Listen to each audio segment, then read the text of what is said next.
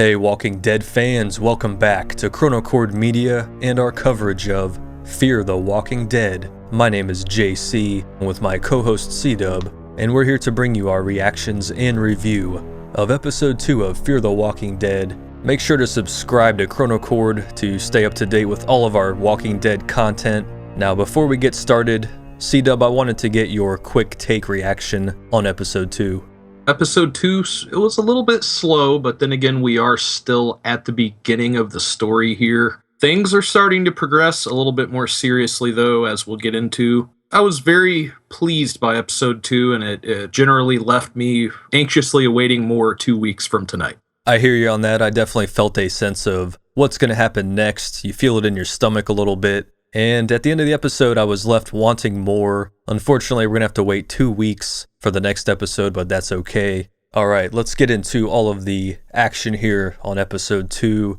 It starts out with Alicia walking over to her boyfriend Matt's house, and she walks in the door, and of course, you get that cliffhanger intro. And unfortunately, we find out that Matt is infected with the virus. He's in bed. He's not looking good.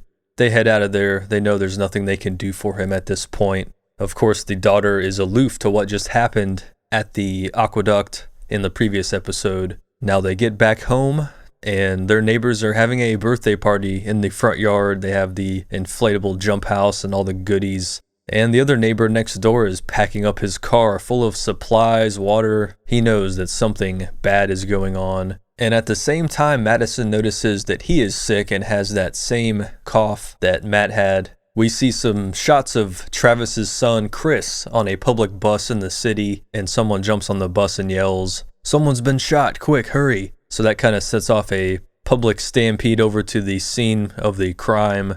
Meanwhile, Nick, the main star of Episode 1 in my opinion, is going through withdrawal, and he doesn't really factor into this episode as much.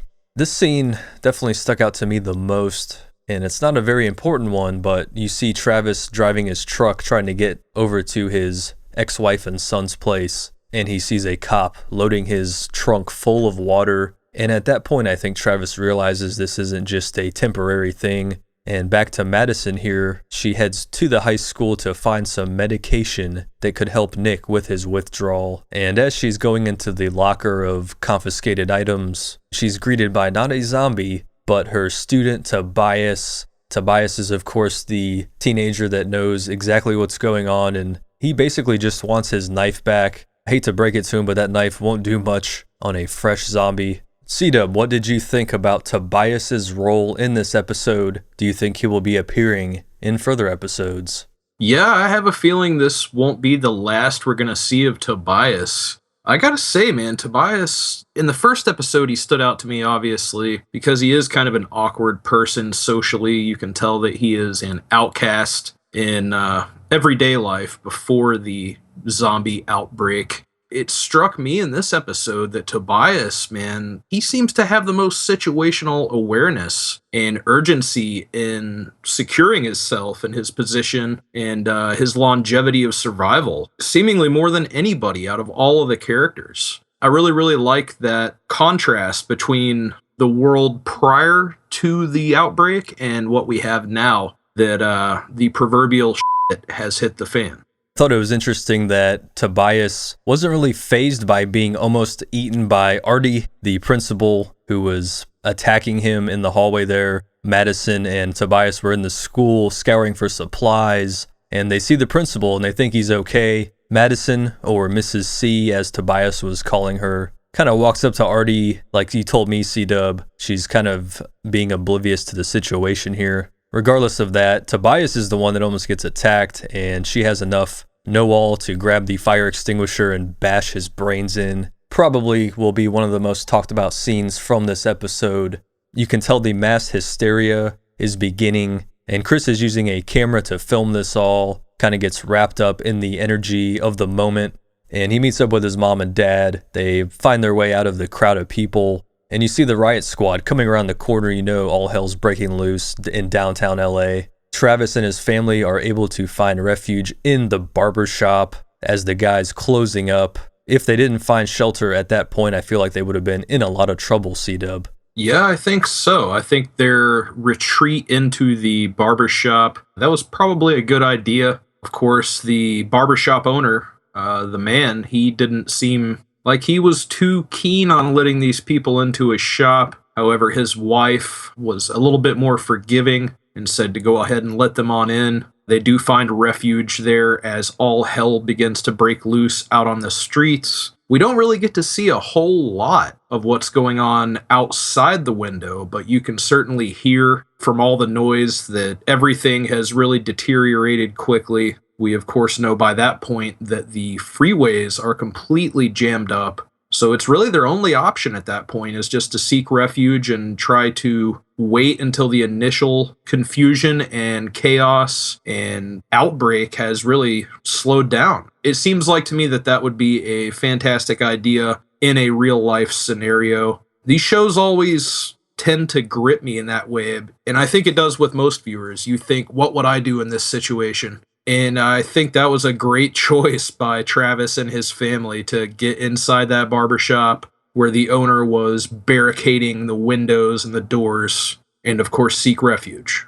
Madison makes it back to her house after dropping off Tobias. C-Dub, I was kind of shocked that Tobias refused the offer to go with her and be with her family. Then again, he might be better off being on his own and not having to worry about other people to take care of. So Madison's back with the drugs for Nick and his withdrawal, but Madison is obviously freaked out when she's back home. She does get in contact with Travis, who's stuck in the barbershop. Travis is telling her to go to the desert now, don't wait around. And she's hesitant to follow his directions at the moment, but after things start to go south in the neighborhood, she might want to change her mind. We then see Alicia and Madison standing near the front door, and they look out the window, and you notice that the neighbor who was sick earlier in the episode is now a zombie, and he's walking across the street, and presumably he's going to attack the neighbor having the party, and he does. You don't know what happens to her right away. Madison prevents Alicia from going outside to help because Madison realizes it is survival at all costs now.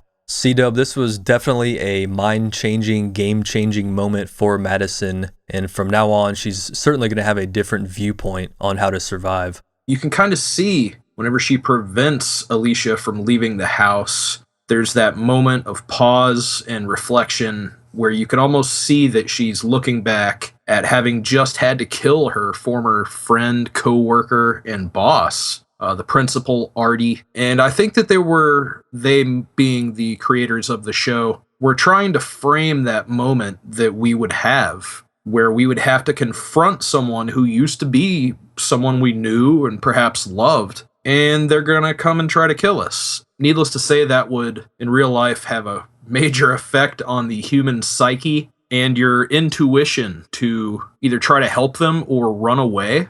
I think we did see a quite a bit of a pause there, as we said, from Madison, Mrs. C. And she kind of had that same moment there, that reflection where it hit her. And I think she was maybe trying to convey that to her daughter, that things are different now. The neighbor across the street is no longer the neighbor across the street. That's another person fighting to try to survive. Really a numbers game whenever it comes to survival in an outbreak scenario like this. Everybody that used to be your friend or your neighbor is now possibly someone who could infect you and kill you. So it's going to be really cool to see how the psychology of these characters change over this season. And we'll hopefully see them mature from being a little bit naive and hesitant to being constantly aware of their situation and maybe a little bit more like the outcast Tobias. So 2 things I'm looking forward to in the next episode of Fear the Walking Dead. Number 1, how will Madison and Travis get back together? How will they reunite? Will it be in the desert or somewhere before that? And number 2, how bad will the pandemonium be in Los Angeles once they try to make their final escape?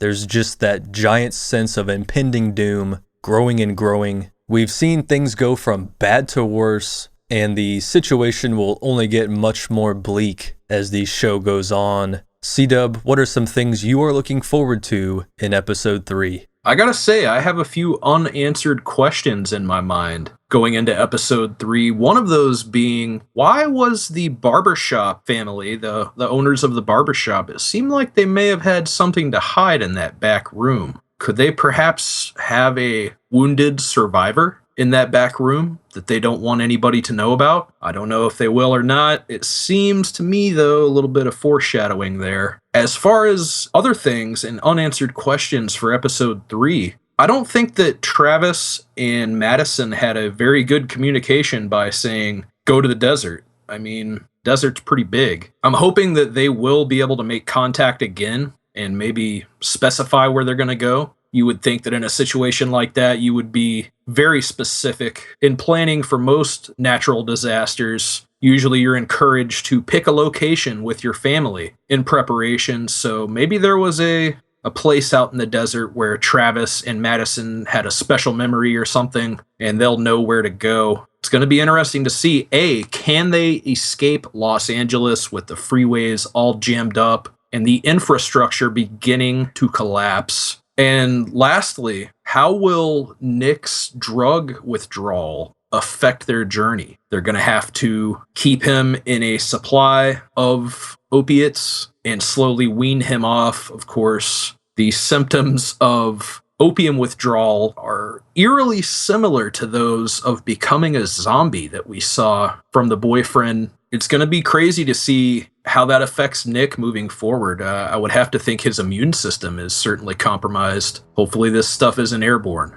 Let's see if some of these questions are answered in 2 weeks on the next episode of Fear the Walking Dead on AMC. Really looking forward to it. We'll see you then. C-Dub, take us home. Thank you so much for watching our recap here of episode 2 of Fear the Walking Dead. Be sure to subscribe to stay up to date to all of our content here at Chronochord Media. For my co-host JC, this is C-Dub. Watch out for the zombies.